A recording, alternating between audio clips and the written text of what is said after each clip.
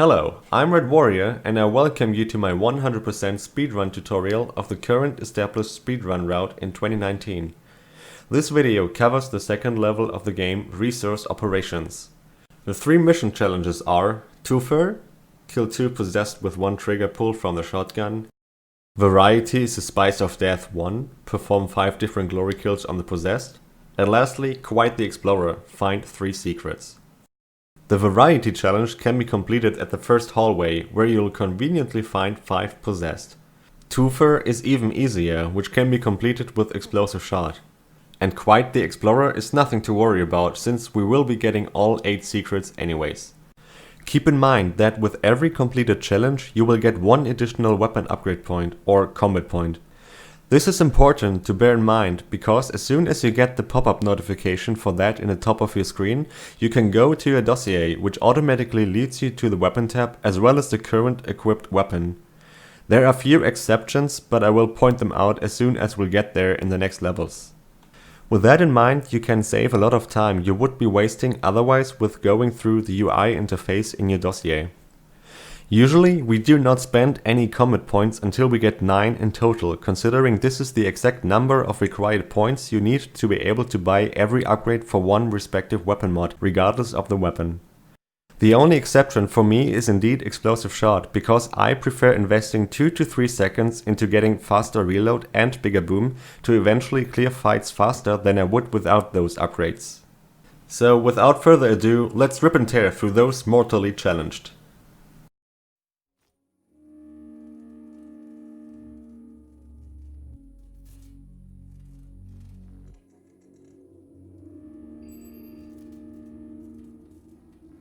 While Vega is introducing you to the mission challenge system, I'm going to introduce you to a viable way to complete the Variety challenge with the first 5 possessed.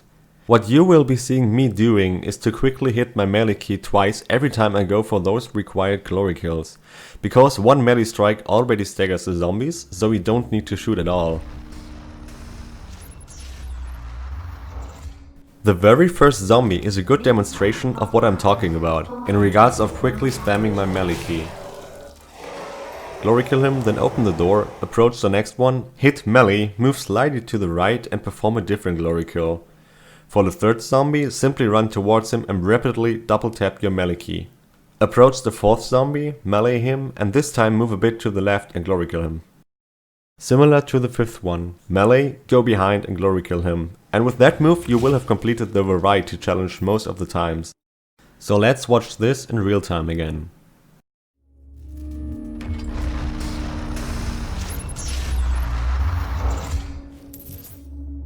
Main power offline. All entrances not operational.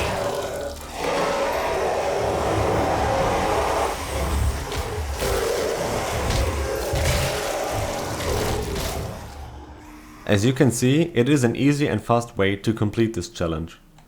If you haven't, it's not a big deal, there are tons of zombies you can still use, you simply have to remember it. If you find yourself leaving this hallway with 4 out of 5 glory kills only, you should perform a death from above on any other zombie, simply because it's a glory kill you definitely have not used yet and you annihilate the chance of performing a glory kill you have already had. Now, sometimes you will have those 2 zombies chasing you and standing close to each other as you leave this first secret. If you do so, use an Explosive Shot right away for the Twofer challenge. When they are too distant from another, kill them individually.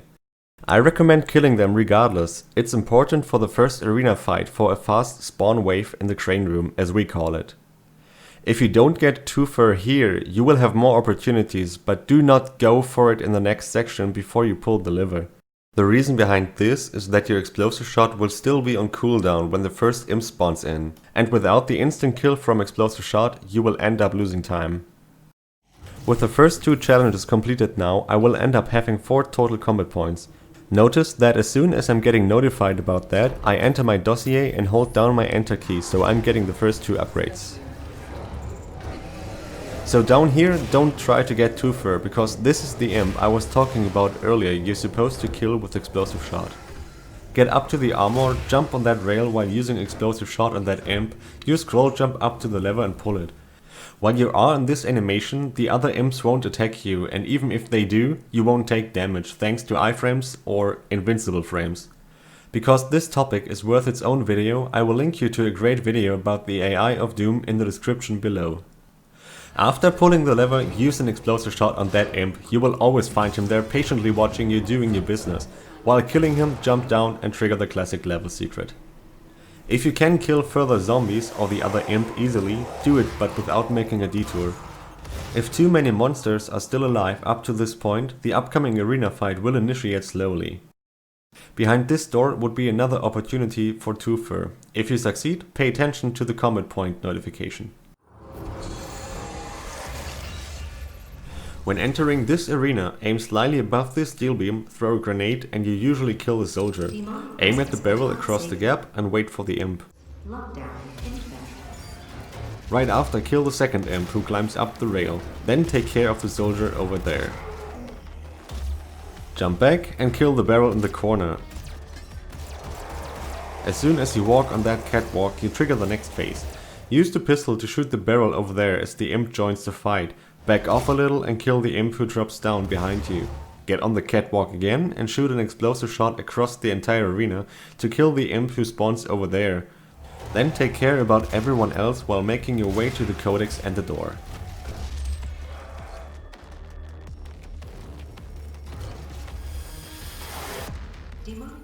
So again, let's watch this fight in real time.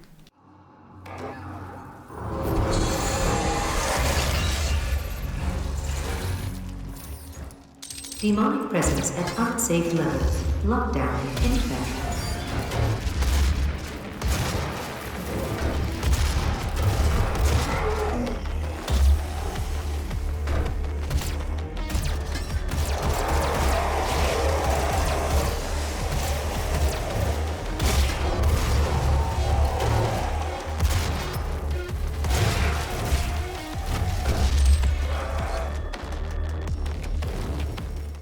In my best case scenario, I walk through this door at the 2:45-minute mark.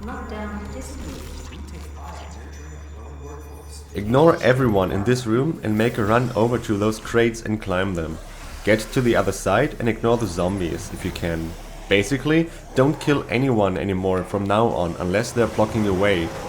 What you're supposed to do here in order to skip the Gore Nest entirely is the following. Mantle that fence and run on its left side. You will notice that you have some room to walk on before you would fall down on either side. Run from here towards its end to build up the necessary momentum and scroll jump over to the wall. Again, you have some room before you would fall off the fence, so jump as late as possible. It may take a few attempts until you know the timings, and especially in the beginning it may seem difficult.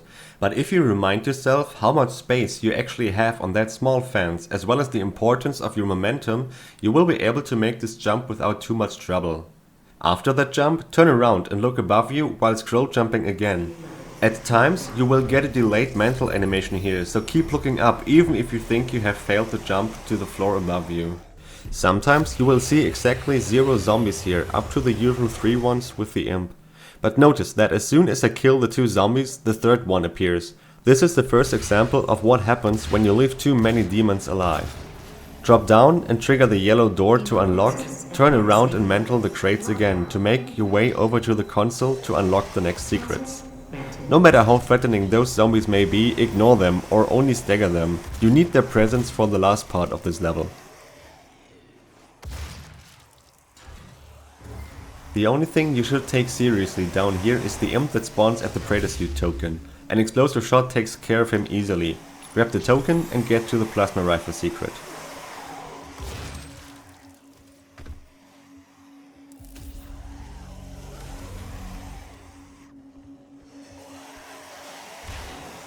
What you will notice now is that I jumped too early and failed to jump over to the wall. You can see that I wasn't even close to the edge of the fence from where you're supposed to jump off. When you're trying this jump on your own, it may look slightly different for you, assuming you're not using a maxed out field of view as I do. At this field drone I pick Stun Bomb. You can easily navigate to it with your arrow keys and confirm it with a quick double tap on your enter key. Now you have to pay attention to your health. If your health bar is below 100, you're fine. However, if it is maxed out on 100, you need to damage yourself with an explosive shot, because you will have to interact with at least one health station for the database codex entry, and the upcoming one is the best option for 2 reasons. You have to wait until the big door opens anyways, and with the plus 50 armor shield you're back at maximum total health instantly. So open the door, ignore the assault rifle, trigger the health station, move left to pick up the armor and use the health station. You can pick up the assault rifle later without an animation, which saves precious time. Welcome to the surface of Mars. Sadly, this is no sightseeing video because the view you have here is amazing. Instead, jump on that rail and off of it again to avoid mental animations. Grab the berserk and resist your urge to rip and tear through all the demons here. They will eventually despawn after the next cutscene. With the berserk equipped, you run faster and have a damage reduction of 75%. So run to the doll and then to the security hatch.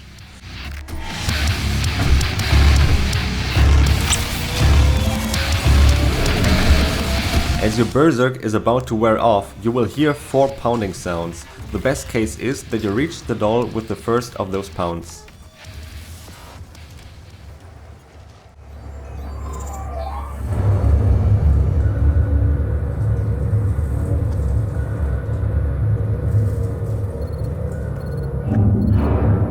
I'm blocking your access to the facility scanner.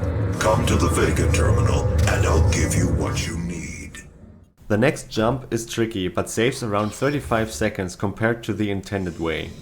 Kill or at least stagger the soldier if he hasn't despawned yet. Stun the barrel to make it explode. Approach the edge and look down. Imagine this square in which you want the grenade to explode. This particular grenade jump will take lots of practice. If you can manage to drop the grenade into that imaginary square consistently, you've already learned the hardest part. Immediately after dropping the grenade, move on to that small ramp and use a scroll jump to close the gap over to the metal beam. The rest is easy, simply jump over to the next door. Watch it in real time again.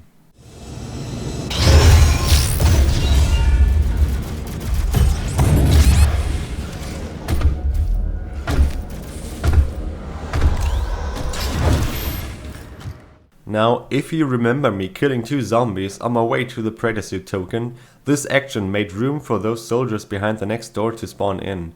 If I had not killed those guys, I would not have encountered the upcoming soldiers. In fact, they would have spawned in behind me, so don't be confused when they do so. So, let me show you how to efficiently take care of the next demons. You can stagger those next 2 soldiers with an explosive shot and use the plasma rifle to kill them and stun the shield guy. Push forward and prepare an explosive shot once more for this imp. Hose down the next imp with your plasma rifle. Another explosive shot on that imp. You can reach the button to open the door from this side.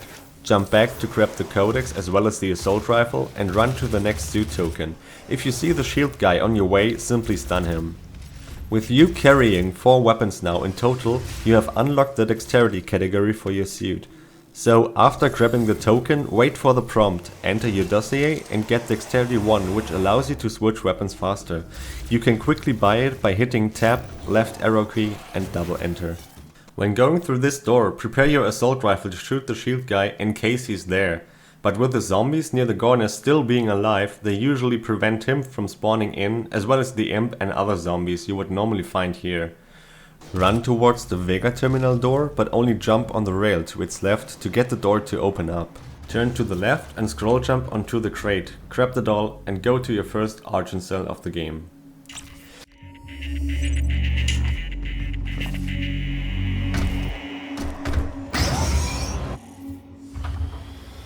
It's a gift.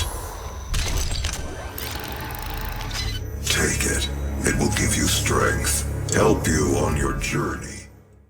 I want to max out ammo first because of the Gauss jumps I will heavily rely on as soon as I get the Gauss cannon, and thanks to its recoil you will be able to move faster. Hit your left key once followed by a quick enter to choose the ammo upgrade. Normally health is the default highlighted option, so you can use your arrow keys here as well. As soon as the menu for the Argent cell upgrade shows up, you can already select the upgrade even before you can actually see what's happening on the screen. Now that we have refilled our ammo supplies, we can vigilantly and carefully listen to what Sam has to tell us. Deceased. 81% of the facility is on lockdown. I'm just kidding, let's skip this cutscene. Neither of us will survive the meltdown. Before neither of us would survive the meltdown, prepare for the exit door to open up. Crouch and uncrouch when you're underneath the door and make your way to the exit. Hopefully you have a better understanding now on how to skip the Gore Nest as well as how to reliably perform the grenade jump. What we learned as well is that you can navigate through the user interface solely by your keyboard. This allows you to get very precise inputs, whereas the mouse causes some delay within the UI, so you would have to look twice before getting any upgrades, which will cost you time in the end. If you're not playing against time, this is completely fine, but if you want to speedrun it, you should make it a habit to use your keyboard for spending your combat points, Praetor Suit Tokens and choosing your upgrades from the Argent cells. At times you will see me using my mouse to choose a weapon mod from the field drone. This is simply because it is easier for me when the mod I want to get is at the bottom of the UI, since your up arrow key does not work there. Thank you for watching and I will be seeing you in the next level, Foundry.